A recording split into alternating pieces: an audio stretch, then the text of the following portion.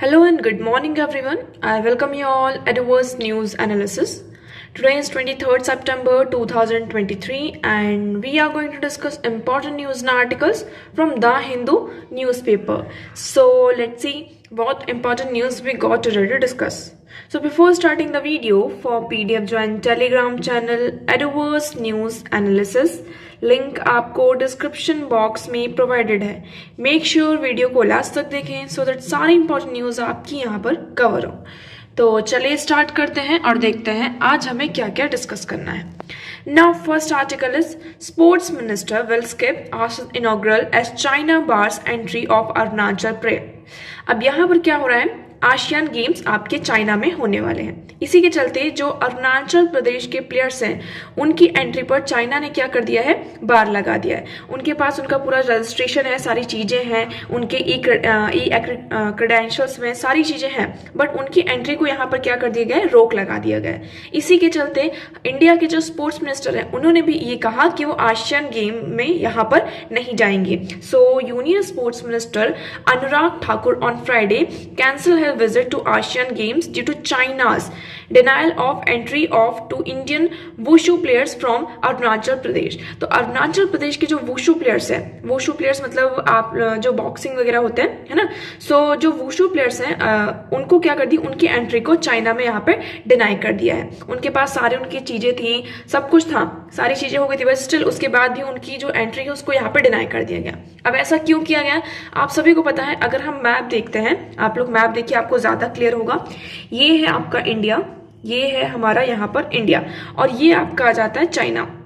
यहाँ पर हमारे 3 सेक्टर मेनली आ जाते हैं जहां पर हमारे चाइना के साथ डिस्प्यूट चल रहा है. पहला ये आपका आता है वेस्टर्न सेक्टर, दूसरा हम सेंट्रल सेक्टर कहते हैं, और तीसरा ये ईस्टर्न सेक्टर. ओके, तो आपको ऐसे नहीं समझना है. ये है तो इंडिया की ईस्टर्न साइड, अगर हम देखें तो ये इंडिया की ईस्टर्न साइड है, बट हम डिस्प्यूट के अकॉर्डिंग देखें चाइना के साथ जो हमारा डिस्प्यूट चल रहा है उसमें जब हम सेक्टर्स को डिवाइड करते हैं तो ये अरुणाचल प्रदेश वाला ये जो पूरा पॉइंट आता है मैकमोहन लाइन आपकी यहाँ तक, इसे हम ईस्टर्न सेक्टर कहते हैं. तो ये अरुणाचल प्रदेश अभी हाल ही फिलहाल में चाइना ने एक मैप निकाला है, अपना रीसेंट मैप निकाला है. उस मैप में अरुणाचल प्रदेश को किसका पार्ट बताया है, एज अ चाइना का पार्ट बताया. और ये कहा है चाइना ने कि यहाँ पर आने के लिए जो भी मतलब कि लोग हैं यहाँ से अगर चाइना जा रहे हैं और चाइना से यहाँ आ रहे हैं तो उनको वीजा की जरूरत नहीं पड़ेगी. ओके, तो यही मेन इशू आ रहा है जिसकी वजह से यहाँ पर जो अरुणाचल प्रदेश के प्लेयर्स हैं उनको यहाँ पर चाइना ने क्या कर दी, उनकी एंट्री को बार किया है. और हम यहाँ पे सेंट्रल सेक्टर की बात कर लेते हैं तो ये आपका सेंट्रल सेक्टर आ जाता है, और ये अक्साई चीन वाला और ये पूरा पॉइंट आपका वेस्टर्न सेक्टर में आता है. ओके, सो आई होप आपको ये क्लियर होगा. एक बार और आप अच्छे से मैप देख लीजिए. ये जो रेड लाइन आपको दिख रही है वो हमारे डिस्प्यूटेड बॉर्डर है चाइना के साथ, और दैट येलो पार्ट क्या है, आपकी डिस्प्यूटेड टेरिटरी के रूप में यहाँ पर आता है. ओके, सो आई होप आपको ये आर्टिकल यहाँ पर क्लियर होगा. मूव करते हैं नेक्स्ट आर्टिकल की तरफ, बट पहले हम यहाँ पर सॉल्व करेंगे हमारा क्वेश्चन. सो कल का हमारा क्वेश्चन ये था कि in the context of which of the following do some scientists suggest the use of cirrus cloud thinning technique and the injection of sulfate aerosol into the stratosphere. यहाँ पर कुछ साइंटिस्ट एक टेक्निक को share कर रहे हैं. कौन सी technique है, यहाँ पर जो आपके सीरस क्लाउड्स होते हैं उनकी थिनिंग की बात की जा रही है ना, कि सीरस क्लाउड्स को हम क्या करेंगे, यहाँ पर थिन करेंगे, पतला करेंगे. और दूसरी चीज इसमें ये कही जा रही है कि आपका जो स्ट्रेटोस्फियर है वहां पर हम सल्फेट एरोसोल जो आपके एरोसोल होते हैं उसका इंजेक्शन करेंगे. अब ऐसा क्यों किया जा रहा है, इसके रीजंस हमें बताने हैं. और इस जो आपके पास ये 4 ऑप्शन दिए गए हैं, क्रिएटिंग आर्टिफिशियल रेन इन सम रीजन, क्या आर्टिफिशियल रेन को क्रिएट करने के लिए यहाँ पर किया जा रहा है. Reducing the frequency and intensity of tropical cyclones, जो आपके ट्रॉपिकल साइक्लोन्स होते हैं उनकी फ्रिक्वेंसी और इंटेंसिटी को रिड्यूस करने के लिए ऐसा किया जा रहा है. थर्ड वन है आपका reduce the adverse effect of solar winds on the earth. Earth में जो सोलर विंड्स आती हैं तो उन सोलर विंड्स का जो एडवर्स इफेक्ट होता है, मतलब कि जो प्रभाव होता है हमारे ऊपर, अर्थ के ऊपर, उसको कम करने के लिए हम यहाँ पर सल्फेट एरोसोल का इंजेक्शन स्ट्रेटोस्फेयर में कर रहे हैं. ओके, एंड लास्ट पॉइंट आपका क्या है, reducing the global warming. Global warming को यहाँ पर कम करने के लिए हम क्या कर रहे हैं, हम एरोसोल को इंजेक्ट कर रहे हैं स्ट्रेटोस्फीयर में। तो उसमें से राइट ऑप्शन क्या होगा, please let me know in the comment section. जिन लोगों ने यहाँ पर कल कमेंट में इस आंसर को दिया है, जिसका आंसर किया है, और जिन्होंने नहीं किया है, सभी को इस क्वेश्चन का आंसर यहाँ पर करना है। ओके, तो सबसे पहले आप लोगों को ये पता होना चाहिए कि सीरस क्लाउड होते कैसे हैं। आप लोगों ने स्काई में जब बादल, यहाँ पे आपके स्काई ब्लू कलर का होता है, मान लीजिए ये आपका पूरा ब्लू कलर का स्काई है। ओके, और इस स्काई में आप लोगों ने देखा होगा कभी कभी जो पतले पतले से व्हाइट कलर के थोड़े थोड़े हमें क्लाउड्स दिखते हैं, है ना। वो मोटे मोटे से नहीं होते हैं, मतलब कि एज अ कॉटन बॉल की तरह नहीं दिखते, वो बहुत ही थिन होती है, उनकी जो लेयर होती है ना बहुत ही ज्यादा थिन होती है, पतली होती है। तो ऐसा करना है हमें, तो हम उसकी बात करें कि cirrus clouds thinning technique and the injection of sulphate aerosol into the atmosphere. तो आपका जो स्ट्रेटोस्फीयर है वहां पर हम क्या करने जा रहे हैं, सल्फेट एरोसोल को इंजेक्ट करेंगे। तो ऐसा क्यों करेंगे, इसका मेन रीजन क्या है, तो पहले आप लोग वीडियो को पॉज करें, देन इस क्वेश्चन का आंसर कमेंट सेक्शन में करेंगे। ओके, सो अगर देखें तो आर्टिफिशियल रेन की अगर हम बात करते हैं, तो आर्टिफिशियल जो रेन होता है इसके लिए हम क्लाउड सीडिंग करते हैं। क्लाउड सीडिंग के थ्रू यहाँ पर आर्टिफिशियल रेन को क्रिएट किया जाता है। तो ये आपका ऑप्शन यहाँ पर गलत हो जाता है। नेक्स्ट हम बात करते हैं ट्रॉपिकल साइक्लोन्स की इंटेंसिटी और उसकी जो फ्रिक्वेंसी है, मतलब उसकी जो तीव्रता है, आपके चक्रवातों की तीव्रता और आवृत्ति को कम करने के लिए। तो ये ऑप्शन भी आपका गलत हो जाता है, क्योंकि इसमें यहाँ पर आप खुद देखिए ना इसका कहाँ से इसका रोल होगा। हम यहाँ पे सल्फेट एरोसोल को इंजेक्ट करने की बात कर रहे हैं।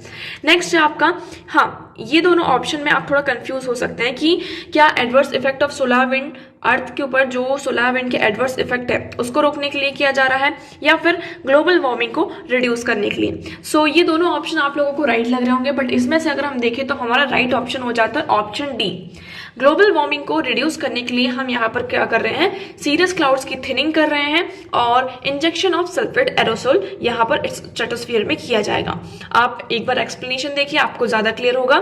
सो thinning cirrus clouds would be achieve by injecting ice nucleus such as dust into regions where cirrus clouds form, making the ice crystals bigger and reducing the cirrus optical depth. Thinning the clouds could allow more heat to escape from the into space and thereby cool the planet. तो इससे क्या होगा, एक तरीके से clouds को हम thin करेंगे, यहाँ पर जो कैसे किसके थ्रू करेंगे, डस्ट के थ्रू करेंगे, मतलब आइस न्यूक्लियाई और डस्ट इंजेक्ट किया जाएगा जहां पर भी सीरस क्लाउड्स फॉर्म होते हैं। मेनली उस रीजन में क्या होगा, इससे क्या होगा, जो आपका सीरस है वो रिड्यूस हो जाएगा। मतलब ऐसा होता है, सीरस क्लाउड्स एक्चुअली इस तरीके के होते हैं। मान लीजिए ये आपका पूरा एज्यूम करिए ये स्काई है और ये वाइट कलर का आपका स्काई है। अभी के लिए हम, स्काई तो आपका ब्लू कलर का वहां पर दिखाई देता है, बट अभी के लिए हम इसको मानते हैं कि ये पूरा आपका क्या है, व्हाइट कलर है। और इसमें ये जो ब्लू वाला पार्ट दिख रहा है ना, पूरा ये सीरस क्लाउड्स है। तो ये क्या करता है, मतलब पूरा जो पार्ट होता है उसको यहाँ पर ऐसे लॉक करके रखता है। सीरस क्लाउड जो होता है ना, ऐसे लॉक करके रखता है इस तरीके से। जो भी पूरा दिख रहा है ये सीरस क्लाउड्स होता है। और जो आपका, जैसे कि हम अदर क्लाउड्स की बात करते हैं तो ये ऐसे कॉटन बॉल की तरह होते हैं, तो इसमें कुछ ना कुछ स्पेस आपको देखने को मिलता ही है। ठीक है, तो इस सीरस क्लाउड्स को हम थिन करने की बात कर रहे हैं। इससे क्या होगा, उनकी डेप्थ कम हो जाएगी और आइस के यहाँ पे बड़े बड़े क्रिस्टल्स बन जाएंगे। क्रिस्टल्स बन जाएंगे तो हीट को स्केप करने का क्या बन जाएगा, आपका एक प्लेस मिल जाएगा कि इस हीट आपकी क्या हो रही है, स्केप बाहर की तरफ जा रही है। इससे जो हमारा प्लैनेट है वो क्या हो जाएगा, आपका कूल डाउन होगा। तो एक इसमें हेल्प करेगा, ग्लोबल वार्मिंग को रिड्यूस करने में हमारी हेल्प करेगा। नेक्स्ट है आपका, हम जो सल्फेट एरोसोल को इंजेक्ट करने की बात कर रहे हैं, तो इससे क्या होगा, एक anthropogenic green house gas warming को प्रिवेंट करने के लिए किया जा रहा है and prevent regional climate emergencies. It increases reflectivity of lower stratosphere to cast a small portion to the inbound sunlight back into space and cool the planet off. तो ये क्या करेगा आपका, जब हम यहाँ पर एरोसोल की इंजेक्ट कर देंगे आपके स्ट्रेटोस्फीयर में, तो आपकी जो सनलाइट होंगी वो ज्यादा स्ट्रेटोस्फीयर से ही क्या हो जाएंगी, बैक हो जाएंगी, रिफ्लेक्ट बैक हो जाएंगे। इससे क्या होगा, जो हमारा प्लैनेट होगा वो यहाँ पर कूल डाउन होगा। तो ये किसमें आपका हेल्प कर रहा है, ग्लोबल वार्मिंग को रिड्यूस करने में। सो आपका राइट ऑप्शन हो जाता है option D. Okay, now move करते हैं नेक्स्ट वन की तरफ। सो नेक्स्ट क्वेश्चन है आज का हमारा, Which one of the following are regarded as the main feature of the rule of law? हम किसकी बात कर रहे हैं यहाँ पर, रूल ऑफ लॉ की। तो इसमें से आपको कुछ फीचर दिए गए हैं और उन फीचर्स में से हमें ये बताना है कि कौन सा करेक्ट यहाँ पर आपका फिट बैठता है रूल ऑफ लॉ में। लिमिटेशन ऑफ पावर्स, क्या limitation of power rule of law के अंदर आता है? जहां पर हम बात करते हैं रूल ऑफ लॉ की, तो what is the actual definition of rule of law? Okay, next आपका equality before law, people's responsibility to the government, liberty and civil rights. तो इसमें से राइट ऑप्शन क्या है, एक बार हिंदी में भी हम इस क्वेश्चन को पढ़ लेते हैं। निम्नलिखित में से विधि का शासन, हम रूल ऑफ लॉ को हिंदी में कहते हैं विधि का शासन, के प्रमुख लक्षणों के रूप में माना जाता है। मतलब कि विधि का जो शासन है आपका, उसमें से कौन कौन से लक्षण, कौन कौन से फीचर्स आपके आते हैं। शक्तियों का परिसीमन, मतलब आपकी जो पावर्स है उनका परिसीमन करना, उन्हें लिमिटेड रखना। विधि के समक्ष समानता, मतलब आपका जो लॉ है उसके सामने सभी लोग कैसे हैं, आपके इक्वल हैं। ठीक है, नेक्स्ट आपका सरकार के प्रति जन उत्तरदायित्व। सरकार के प्रति हम क्या है, मतलब कि जो आपके जो लोग हैं, गवर्नमेंट है, people's responsibility to the government. यहाँ पर पीपल्स की क्या हो जाती है, आपकी रिस्पॉन्सिबिलिटी आ रही है, मतलब पीपल क्या है, रिस्पॉन्सिबल है गवर्नमेंट के लिए। तो ये ऑप्शन आप लोगों को ध्यान से पढ़ना है। नेक्स्ट है आपका स्वतंत्रता और नागरिक अधिकार। स्वतंत्रता और नागरिक अधिकार, जो हमें यहाँ पर लिबर्टी और सिविल राइट्स मिले जाते हैं, तो क्या आपकी ये विधि के शासन के प्रमुख लक्षणों के रूप में माना जाएगा या नहीं। तो इसमें से राइट ऑप्शन क्या है, please let me know in the comment section. Video को लास्ट तक देखिएगा, वीडियो के लास्ट में इस क्वेश्चन का आंसर आप लोगों को दिया जाएगा। ओके, नाउ मूव करते हैं नेक्स्ट वन की तरफ। सो हमारा नेक्स्ट क्वेश्चन है, कंसिडर द फॉलोइंग एनिमल। अब आपके पास कुछ एनिमल्स हैं और आपको क्या बताना है, to reduce the chance of being captured by predators which of the above organism rolls up and roll up to protect itself their vulnerable parts. तो इसमें ये कहा जा रहा है आपके पास तीन ऑप्शन है। एक है आपका हेडहॉग, ठीक है, हेजहॉग। सेकंड नंबर का है आपका मामोट और थर्ड वन है आपका पेंगोलिन। तो इसमें से ये कहा जा रहा है ये तीनों एनिमल है, जब आपके यहाँ पे शिकारी आते हैं, हम प्रेडेटर्स को जो होते हैं उनका हम शिकारी कहते हैं, शिकारी शिकार करने आए तो ये अपने आप को बचाने के लिए क्या करते हैं, रोल अप हो जाते हैं, है ना, लुढ़कते रहते हैं, जिनसे उनका क्या हो सके, जो भी उनका कमजोर हिस्सा होता है, वल्नरेबल पार्ट्स होता है, वो उसको क्या कर सके, प्रोटेक्ट कर सके, बचा सके। ठीक है, तो आपके पास ऑप्शन क्या क्या है, 1 and 2 only, 2 only, 3 only, 1 and 3 only. So I hope आपको यहाँ पे क्वेश्चन क्लियर होगा। क्वेश्चन ये कह रहा है कि आपकी तीन एनिमल्स है, हेजहॉग, मामोट एंड पेंगुलिन। इसमें से कौन सा एनिमल अपने आप को शिकारियों से, जो आपके प्रेडेटर्स होते हैं, उनसे बचाने के लिए खुद को वो रोल अप करते हैं, सो दैट वो अपने जो भी उनके वल्नरेबल पार्ट्स हैं, जो भी मतलब कमजोर हिस्से हैं उनकी बॉडी को, वो उसको क्या कर सके, बचा सके। ओके, सो आप लोग इस क्वेश्चन का आंसर कमेंट सेक्शन में यहाँ पर करेंगे। इस क्वेश्चन का आंसर आप लोगों को कल दिया जाएगा, सो मेक श्योर आप लोग कल का वीडियो देखना ना भूलें। चलिए आगे बढ़ते हैं और देखते हैं हमारा आज का नेक्स्ट आर्टिकल। सो सबसे पहले हमारा आर्टिकल है आज का पीपल काउंट। पीपल काउंट मतलब कि हम यहाँ पर बात कर रहे हैं सेंसस की, कि हमारा जो यहाँ पर जनगणना होता है, सेंसस को हम जनगणना भी कहते हैं। हम देख रहे हैं 1881 से हर साल अब हमारा क्या होता है, मतलब कि इन एवरी 10 ईयर सेंसस होता है ना, मतलब हमारी जनगणना होती है, हमारी जो पॉपुलेशन होती है कंट्री की, उसे काउंट किया जाता है। इससे पहले आपका मतलब कि कैसे भी कर लिया जाता था, बट 1881 से हमारा यहाँ पर क्या होता है, हर 10 साल में हमने ये कहा कि हमें क्या करना है, सेंसस करना है। ओके, कंटिन्यूसली आपका ये सेंसस चल रहा था हर एवरी 10 ईयर। उसके बाद हमारा नेक्स्ट सेंसस होने वाला था 2020 में। 2020 में आपका यहाँ पर सेंसस होने वाला था, बट ये सेंसस क्या हो जाता है, आपका डिले हो जाता है ड्यू टू कोविड के कारण ये सेंसस नहीं हो पाते। अब ये कहा जा रहा है 2020 आपका 2020 हुआ, फिर 2021 हुआ, फिर 2022 हुआ, अब 2023 में हम आज के टाइम पर पहुंच चुके हैं। 2 साल तो आपका कोरोना में ही चला गया, कोविड-19 में ही चला गया। उसके बाद फिर यहाँ पे चांसेस नहीं बन पाए, यहाँ पे एक्सटेंशन मिलता गया कि अब सेंसस हम नेक्स्ट ईयर करवाएंगे। अब ये कहा जा रहा है कि हमारी जो गवर्नमेंट है, यूनियन गवर्नमेंट, वो ये कह रही है कि 2024 के इलेक्शन के बाद अब क्या होगा, आपका सेंसस होगा। आई होप आपको यहाँ पे क्लियर हो रहा होगा। ये कहा जा रहा है कि 2024 के बाद अब आपका क्या होगा, सेंसस होगा। तो ये थोड़ा हमें यहाँ पर क्या डाल रहा है कि एक डायलेमा में डाल रहा है। डायलेमा में किस तरीके से हम देखें, so census collects population data that is crucial to planning and development. हम ये सेंसस करते क्यों हैं?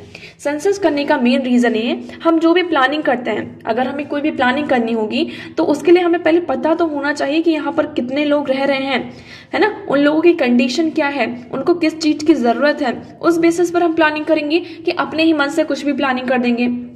हमें जब ये पता होगा कि फॉर एग्जाम्पल ये XYZ रीजन है, इस रीजन में बहुत ही ज्यादा लोग पिछड़े हुए हैं, यहाँ पर ट्राइबल पॉपुलेशन ज्यादा रहती है ना, और वो कितनी रहती, मान लीजिए यहाँ पर 100 पीपल रहते हैं, 100 लोग रहते हैं और उनकी कंडीशन यहाँ पर बहुत ही ज्यादा खराब है, तो गवर्नमेंट को अगर जब तक उनके पास ये पूरा डेटा, गवर्नमेंट के पास क्या है, ये डेटा अवेलेबल है, तो वो गवर्नमेंट क्या करेगी, उसके अकॉर्डिंग आप प्लानिंग करेगी और डेवलपमेंट प्रोग्राम लेकर आएगी, स्कीम्स लेकर आएगी, नई नई योजना लेकर आएगी, सो दैट इस रीजन का क्या हो सके, डेवलपमेंट हो सके।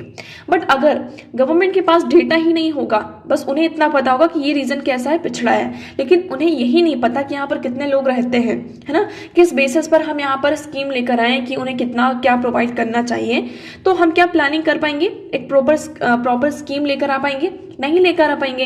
इसी के तहत हमारा ये जो सेंसस होता है, ये हमारे लिए, हमारी जो प्लानिंग होती है, डेवलपमेंट होता है, उसमें बहुत ही ज़्यादा इंपॉर्टेंट हो जाता है। बट अभी हम क्या देख रहे हैं कि हमारा जो सेंसस है वो इसको डिले किया जा रहा है। यहाँ पर अभी क्लियरेंस, यहाँ पर हम देखेंगे कि नेक्स्ट आप देखेंगे कि centre continues to withhold political clearance.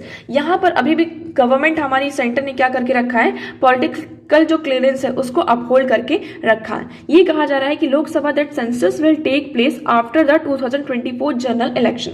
यहाँ पर 2024 के जनरल इलेक्शन के बाद सेंसस को यहाँ पर कंडक्ट कराने की बात की जा रही है। इससे क्या होगा, आपका जो अभी लोकसभा में जो 33% reservation bill, women representation bill pass हुआ है, इस पर भी इफेक्ट पड़ सकता है कि 2026 में हमें डिलिमिटेशन करना होगा, है ना, हमें क्या करना है, डिलिमिटेशन भी करना है। क्यों करना है, क्योंकि अब हमारी पॉपुलेशन क्या हो रही, बढ़ रही है, पॉपुलेशन यहाँ पर इंक्रीज हो रही है। पॉपुलेशन इंक्रीज हो रही है मतलब कि यहाँ पर एक पर्सन कितने लोगों को क्या कर रहा है, रिप्रेजेंट कर रहा है, तो उसका नंबर भी यहाँ पर बढ़ेगा। तो लोकसभा और राज्य, मतलब कि मेनली आपकी जो लोकसभा और स्टेट असेंबलीज हैं, वहां पर आपकी जो सीट्स हैं, नंबर ऑफ सीट्स भी क्या होंगी, इंक्रीज होंगी। तो 2026 तक हमें डिलिमिटेशन भी करना है। उसके बाद 2029 में जब हमारे नेक्स्ट इलेक्शन होंगे, तब से हमारा जो विमेन रिप्रेजेंटेशन बिल है, जो सॉरी अब एक्ट बनने वाला है, एक्ट बन चुका है, तो वो क्या होगा, आपका यहाँ पर लागू होगा, इंप्लीमेंट होगा। सो नेक्स्ट इसमें अब ये कहा जा रहा है कि अभी जो आपका 2024 और 25 में सेंसस होगा, ये कैसा होगा, डिजिटली होगा। कैसा होगा, डिजिटली होगा। डिजिटल होना मतलब कि पहले जब हमारे घर में आप लोगों ने देखा होगा, जब जनगणना करने आते थे तो उनके हाथ में रजिस्टर होता था, पेन होता था और रजिस्टर होता था, तो वो सारी एंट्री पेन के थ्रू यहाँ पर कर दी थी। लेकिन अब डिजिटल होने का मतलब यहाँ पर ये नहीं है कि आप घर बैठे यहाँ पर क्या करेंगे, कंप्यूटर में सारी इंफॉर्मेशन जो भी आपको वो फिल करनी होगी।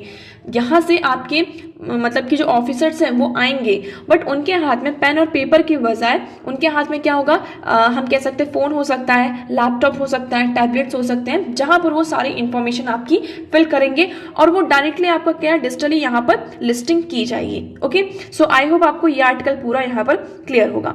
अब और देख लेते हैं हम इसके बारे में, आपका जो सेंसस इंडिया में कैसे होता है।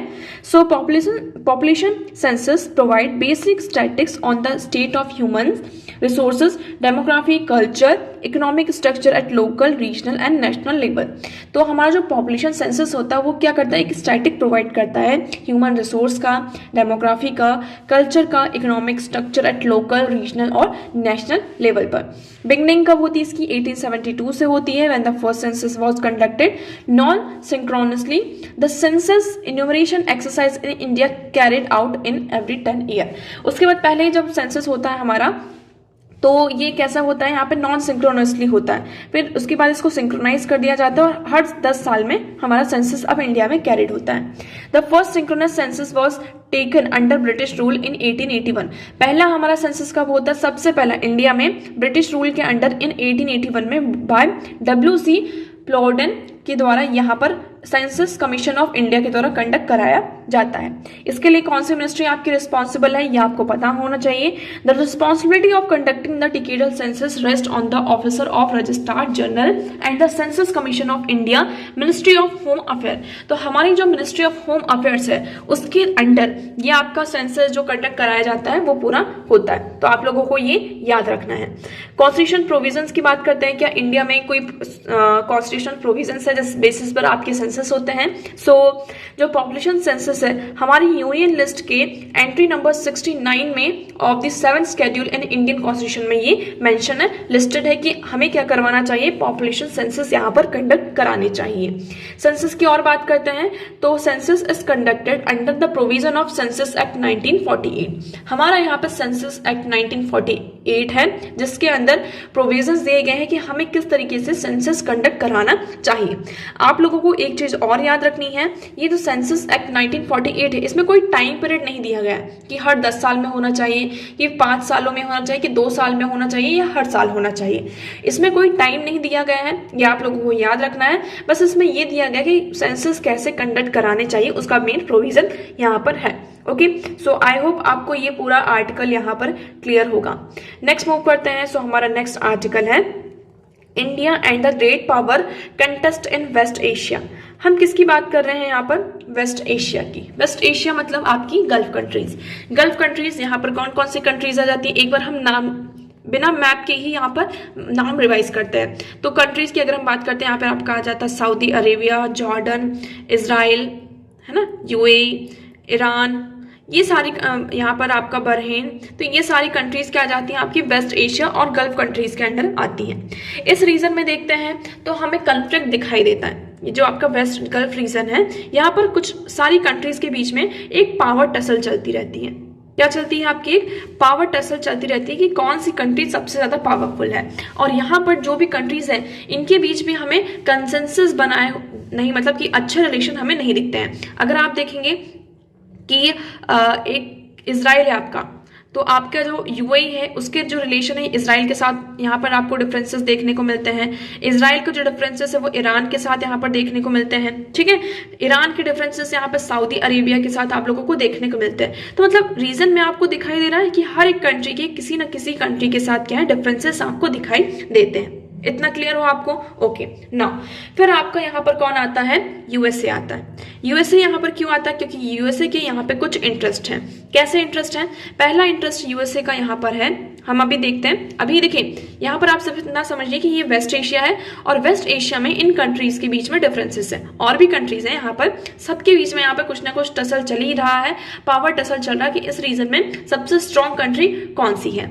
फिर आपका आता है यूएसए। यूएसए का इस रीजन में इंटरेस्ट होता है। इंटरेस्ट कैसे होता है, यूएसए यहाँ पे एक बड़े अमाउंट में आर्म्स एंड एम्यूनिशन का क्या करता है, ट्रेड करता है ना।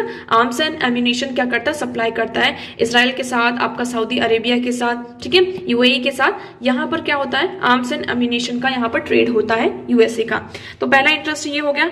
दूसरा इंटरेस्ट यहाँ पर एनर्जी और जो आपका यहाँ पर ऑयल रिसोर्सेस हैं, तो इसलिए यहाँ पर क्या बनता है यूएस का, आपका यूएस एक तरीके से यहाँ पर यूएस के इंटरेस्ट है तो यूएस यहाँ पर आता है। अब यूएस यहाँ पर ये कहता है कि हम क्या करेंगे, आप लोगों को सिक्योरिटी प्रोवाइड करेंगे। क्या करेंगे, सिक्योरिटी प्रोवाइड करेंगे। अब वो कैसे सिक्योरिटी प्रोवाइड कर सकता है, पहले तो उसको इस रीजन में थोड़ा सा हमें क्या लेकर आना होगा, पीस को लेकर आना होगा। इसी के चलते आप लोगों को याद होगा, हम यहाँ पर देखिए ये अपन पढ़ेंगे 2 पार्ट पॉलिसी यहाँ पर जो दी गई है।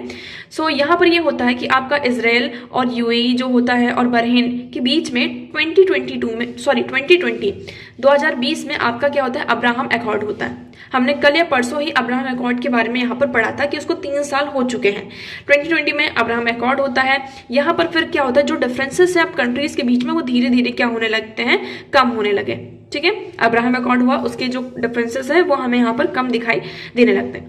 फिर धीरे धीरे क्या होता है, दूसरी तरफ हम देखें चाइना राइज हो रहा है। चाइना का क्या हो रहा है, यहाँ पर राइज हो रहा है, ठीक है। तो अब यहाँ पर यूएसए का सेकंड यहाँ पर जो फियर है वो कौन आ गया, यहाँ पर चाइना आ गया।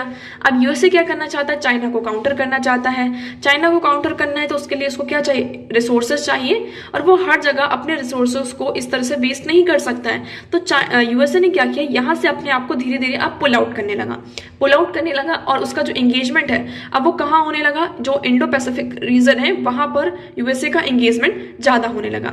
अब चाइना यूएसए ने यहाँ से अपने आप को क्या किया, हटाया, पुल आउट किया। तो आप लोगों को पता है यूएसए ने हटाया और यूएसए का एंगेजमेंट अब कहाँ बढ़ने लगा, इंडो पैसिफिक रीजन में ज्यादा होने लगा। तो चाइना ने क्या कहा, आपने ये जो वॉइड क्रिएट किया है, आप हमारे रीजन में आए तो हम कहाँ जाएंगे, आपके रीजन में जाएंगे। तो आप सभी को पता है कि इसी साल यहाँ पर सऊदी अरेबिया और ईरान के बीच में जो यहाँ पर पीस एग्रीमेंट और जो मेडिएटर बन के सामने आया था वो कौन आया था?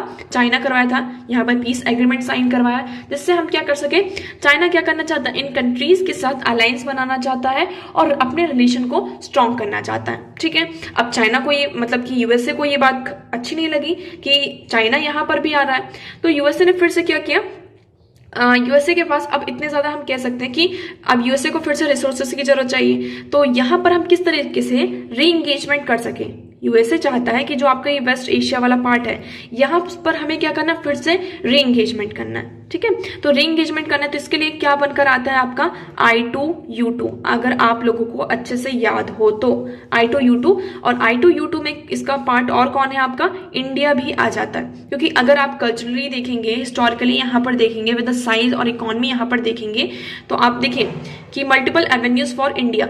तो इंगेजमेंट की बात करते हैं, यूएसए साइज में देखें, इकोनॉमी के लेवल पर देखें, तो इन रीजन के साथ हमारे क्या है, अच्छे कॉन्टेक्ट हैं, है ना। जितने भी आपकी गल्फ कंट्रीज हैं, हमारे जो रिलेशन है अभी इन कंट्रीज के साथ बहुत ही अच्छे हैं। तो यहाँ पर इंडिया एक सबसे बड़ा फैक्टर सामने निकल कर आता है और इस रीजन में आपका क्या बनता है, फिर I2U2 बन के सामने आता है।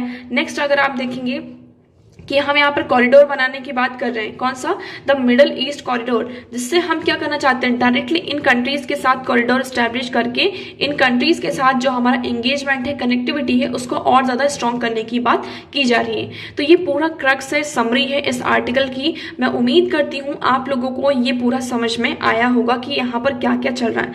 आप इस आर्टिकल को यहाँ पर पूरी अच्छी तरीके से पढ़ सकते हैं कि किस में कैसा क्या क्या दिया हुआ है। ठीक है, क्योंकि मैंने सिर्फ आपको इस आर्टिकल की एक समरी प्रोवाइड कर दी कि इस आर्टिकल में क्या क्या है आपको। सो आप देख सकते हैं यहाँ पे, the second part of Mister Biden approach is to reassure America's friend and allies that the US is not existing West Asia. तो यहाँ पर यूएस की जो सेकेंड पार्ट की हम बात कर रहे हैं, हमारे जो बाइडेन साहब की अप्रोच है वो ये क्या कह रही है कि वेस्ट एशिया में कोई ऐसा न रहे कि वेस्ट एशिया में वहां पर वेस्ट अमेरिका को कोई फ्रेंड नहीं है, एलाइज नहीं है। इसलिए 2012 leaders of India, Israel, the USA and UAE held a virtual summit is what is now called for I2U2 minilateral। तो यहाँ पर 2012 में क्या होती है, आपके लीडर की समिट्स होती है, जिसमें यूएसए होता है, आपका इजराइल होता है और यूएई और इंडिया। इसको आज के टाइम पर हम I2U2 के नाम से जानते हैं। ये आपका एक न्यू प्लेटफॉर्म बनकर आता है, जिसमें हमने कहा कि हमारा जो इकोनॉमिक इंटीग्रेशन होगा किसके बीच में, वेस्ट एशिया और South Asia, and offer economic and technological solution to the problem faced by Global South. और यहाँ पर हम क्या करेंगे, जो भी टेक्नोलॉजिकल और इकोनॉमिक सॉल्यूशन है प्रॉब्लम्स की जो कि ग्लोबल साउथ के द्वारा फेस की जा रही है, उसके सॉल्यूशंस यहाँ पर हम प्रोवाइड करेंगे। ठीक है, उसके बाद हम देख रहे हैं कि इंडिया की प्रेजेंस हो रही है अब्राहम अकॉर्ड कंट्रीज में यहाँ पर। तो इंडिया की प्रेजेंस इस रीजन में धीरे धीरे बढ़ती जा रही। उसके बाद हमने G20 समिट में क्या देखा, India middle east Europe corridor को अनाउंस किया गया और ये सब हमारे साथ फर्स्ट टाइम हुआ है। ठीक है, इससे हम क्या कर रहे हैं, इंडिया की जो रिलेशन है वेस्टर्न कंट्रीज और जो gulf countries UAE, Saudi Arabia, Jordan, Israel के साथ हमारा क्या होगा, कनेक्टिविटी को इंश्योर किया जा रहा है। उसके बाद लास्ट में आप देखेंगे, इससे पहले हमारा एक और कॉरिडोर था, उस कॉरिडोर का नाम क्या था कि it is already part of the near functional international north South transport corridor. पहले हमारा क्या था, एक international north South transport corridor था जो कि इंडिया को रशिया से कनेक्ट करता था through Iran and central Asia. तो इसका मैप मैं आप लोगों को दिखाती हूँ, आप लोगों को ज्यादा क्लियर होगा। सो ये वाला मैप देखिए, इंडिया साउथ ट्रांसपोर्ट कॉरिडोर ये है आपका। तो इंडिया, ये है आपका, इंडिया से यहाँ पे ईरान कनेक्ट होता था, ठीक है, और ईरान से फिर ये रशिया की तरफ हमारा कनेक्शन था। तो ये अजरबैजान बीच में भी आ जाता था, ठीक है। तो ये पहले हमारा कनेक्शन था। ये जो रेड वाला पार्ट दिख रहा है, रेड लाइन, ये। अब हम न्यू कॉरिडोर की पहले अगर हम, ये NCTC का रूल है आपका, क्या है, North South transport corridor route है। अगर हम स्टैंडर्ड रूट की बात करते हैं कि मान लीजिए हमें रशिया पहुंचना है, तो पहले हमें क्या करना पड़ता था, अरेबियन सी से यहाँ पर जाते हैं, फिर आपका यहाँ पर कौन सा हम बात करें, फिर मेडिटेरियन सी आ जाता है, फिर यहाँ से घूमकर इस तरीके से हम रशिया की तरफ पहुंचते थे। लेकिन हम फिर क्या लेकर आते हैं, एक नॉर्थ साउथ ट्रांसपोर्ट कॉरिडोर लेकर आते हैं, जिसमें डायरेक्टली ईरान से अजरबैजान और अजरबैजान से डायरेक्टली रशिया की तरफ पहुंचते थे। तो आप लोग देख सकते हैं कितना छोटा रूट है ना।